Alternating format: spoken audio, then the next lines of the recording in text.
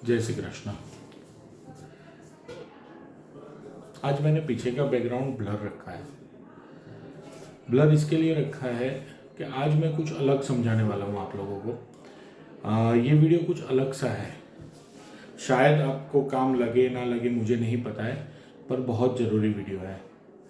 आप एक बात समझ लीजिए कि शेयर मार्केट में काम कौन करता है। शेयर मार्केट में जनरली कंपनीज काम करती है, राइट। कंपनीज के आप स्टॉक लेते हो, वो कंपनीज अच्छा काम करती है, स्टॉक के प्राइस बढ़ते हैं और उस हिसाब से आपको प्रॉफिट होता है और आप कैपिटल गेन करते हो, राइट। पर अगर मान के चलो कि स्टॉक मार्केट में लिस्टेड जितनी कंपनीज है वो ग्रोथ ही ना करे उनका जो सेल है वो धीरे धीरे डिक्रीज हो जाए तो क्या होगा? Yes, this is called fundamental, right. एक बात मैं पहले भी बोल चुका हूँ और अभी भी रिपीट करता हूँ, fundamental analysis never take over the technical analysis. तो फंडामेंटल एनालिसिस का खुद का एक अलग सा रोल होता है। आज मैं ये चीज़ क्यों आपके साथ शेयर कर रहा हूँ और मैं आज फंडामेंटल एनालिसिस पे क्यों आ रहा हूँ।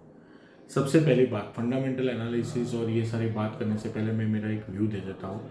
मेरा एक व्यू यही है कि अभी भी ये जो चल रहा है वो मार्केट में एक बाउंस है। ये बाउंस के बाद एक नीचे की एक लेग लगने वाली है और अगर ये लेग लग जाती है नीचे की तो अच्छा है, क्योंकि उसके बाद ये करेक्शन फिनिश हो जाएगी प्राइस वाइज।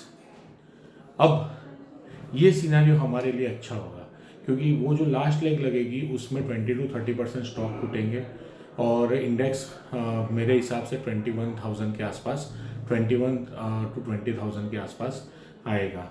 मान के चलो कि अगर बहुत बुरा होना है, सी मार्क माय वर्ड्स, बहुत बुरा होना है तो यहाँ से मार्केट ऊपर जाएगा। क्यों? क्योंकि अगर मार्केट ने 24,800 तोड़ दिया तो मार्केट टाइम वाइज करेक्शन में चला जाएगा, प्राइस वाइज में नहीं जाएगा।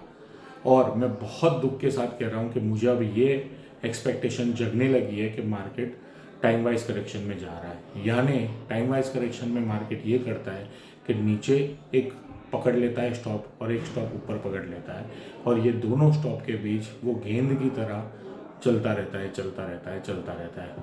जैसे मैं आपको समझाऊं कि 22,800 से शुरू करके वो 26,200 26,500 के बीच या 22,500 से 26,500 के बीच घूमता रहेगा। ना उसमें आपको कुछ मिलेगा, ना आप कुछ ग्रो कर पाओगे। अब मैंने आपको पिछली बार बोला था कि अक्टूबर से मार्केट ने करेक्शन शुरू की है और मैंने आपको ये भी बोला था कि अक्टूबर में मार्केट को ऐसा क्या पता था कि जिसके बाद करेक्शन शुरू की है। तो उस टाइम पे एक चीज़ थोड़ी सी थी कि अक्टूबर में डोनाल्ड ट्रंप का फिक्स था कि डोनाल्ड ट्रंप अब जीत जाएगा, जो सर्वे के हिसाब से आया था। तो ठीक है, तो डोनाल्ड ट्रंप जीत जाएगा, उसके बाद मार्केट ने करेक्शन की। और अब जिस हिसाब से डोनाल्ड ट्रंप के निवेदन आ रहे हैं उस हिसाब से मुझे ऐसा लग रहा है कि मार्केट टाइम वाइज करेक्शन में जाएगा।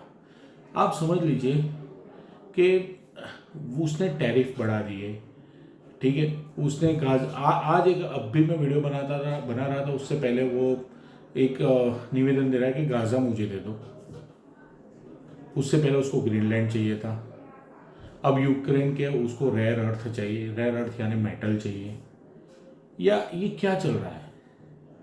क्या ये चल रहा है कि चाइना, रशिया और अमेरिका, तीन लोग इकट्ठे होके वापस दुनिया के ऊपर 3 भाग में कब्जा करने की तैयारी कर रहे हैं? क्या डोनाल्ड ट्रंप को लाने में रशिया और चाइना का बहुत बड़ा हाथ है? क्या चाह रहे हैं ये लोग? यूरोप खत्म हो जाए? क्या चाह रहे हैं ये लोग?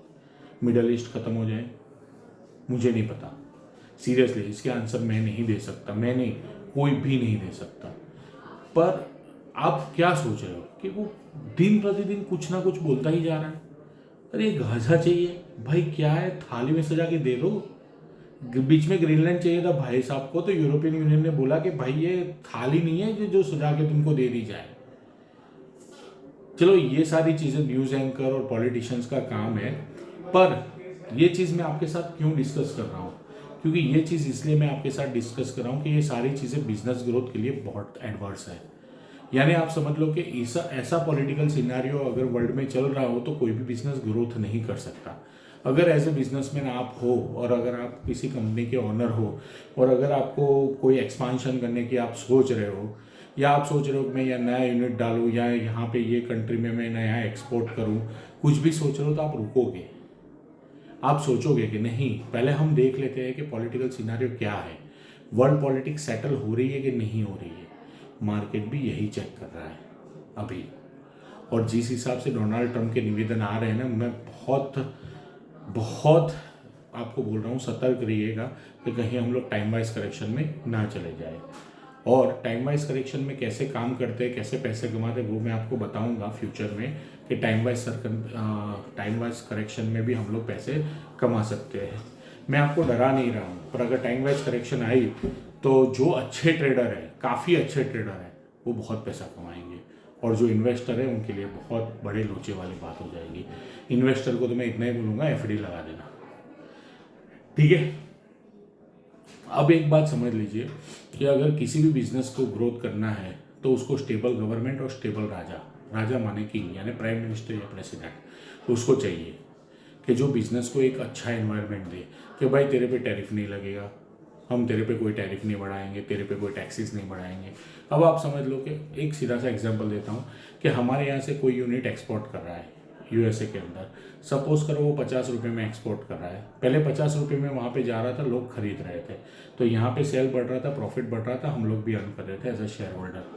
अभी वहाँ पे मान के चलो कि 25% टैक्स लग गया, 25% टैक्स लग गया 50 रुपये का, तो समझ लो कि वहाँ पे मोटा मोटी 62.5 रुपीज़ में वो चीज़ मिलना शुरू करेगी। अब जब 62.5 रुपीज़ में वो कोई चीज़ मिलना शुरू करेगी तो वहाँ पे कस्टमर कम हो जाएंगे। अगर आप इकोनॉमिक्स जानते हो, डिमांड एंड सप्लाई जानते हो, तो वहाँ पे कस्टमर कम हो जाएंगे।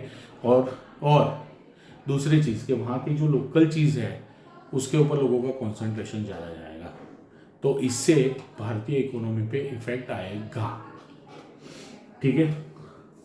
सो एक बात समझ लीजिए कि जो बड़े प्लेयर है वो क्यों अभी शॉर्ट सेल कर रहे हैं और सेल ऑन राइज पे क्यों जा रहा है मार्केट, ठीक है। मैं तो प्रार्थना करता हूँ कि भाई यहाँ से एक अच्छी खासी नीचे की तरफ रैली आए, पिछले बार का लो टूटे और उसके बाद के नीचे जाए, 30 to 40% स्टॉक खत्म हो, तो यहाँ से कम 2 से 3 साल की एक बुल अच्छी सी साइकिल शुरू हो। और अगर इस बार यही रैली में इसने 24,800 तोड़ के ऊपर सस्टेन कर लिया तो भाई समझ लो कि तुम टाइम वाइज करेक्शन में गए। उसका मतलब नीचे का पकड़ लो और ऊपर का पकड़ लो, मार्केट वहीं पे घूमने वाला है, तुमको पैसे नहीं देने वाला है मार्केट, ठीक है। तो जैसे मैं आपको एक एग्जांपल देता हूँ कोरोना का, कि जब कोरोना का टाइम आया था तो सारे यूनिट बंद थे, तो मार्केट ने एक अच्छी खासी करेक्शन कर दी थी। उसके बाद वी शेप रिकवरी दी क्योंकि हम लोग ने मिलके फाइट किया था, पर यहाँ पे तो हम एक दूसरे से फाइट कर रहे हैं, ठीक है।